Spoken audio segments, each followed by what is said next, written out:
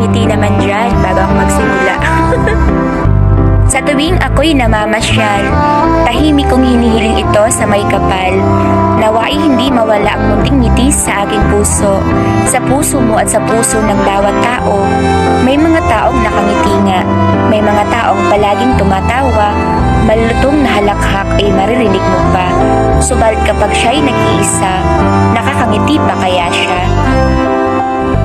Ano man ang dahilan ng iyong pagngiti, sino man ang sa iyo'y nagpapangiti, sino nga bang nagpapangiti sa iyo? Okay, so, nawa'y hindi maglaho ang matamis na ngiti sa iyong puso upang maging masigla palagi ang araw mo. Gaano man kahirap ang mga sitwasyon, gaano man kabigat ang dinadala mong hamon, sabay-sabay tayong mangangarap at babangon. Balang araw, aayon din sa atin ang panahon. Once again, palagi kang ngingiti ha. Lalo ka pang popogi at gaganda. Sumasang-ayon ka ba? Ang pagngiti ay mabisang gamot sa mga problema, pinapagaan nitong anumang dinadala. Moral lesson, keep the pure smile not only on your handsome or pretty face, diba? But also a sweet smile in your heart. In order for us to be motivated each day, let us just count all the blessings that we have right now and not the storms, frustrations, and trials. Diba? We are blessed beyond words.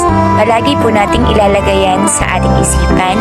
Sabi nga po sa isang verse, Kawikaan 4 verse 23, ang puso mo ay ingatang mabuti at alagaan, pagkat iyan ang siyang bukal ng buhay mong tinataglay.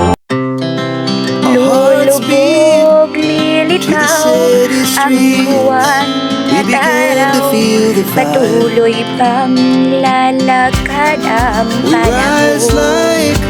Ako'y magmamahal sa'yo, hindi ito magbabago.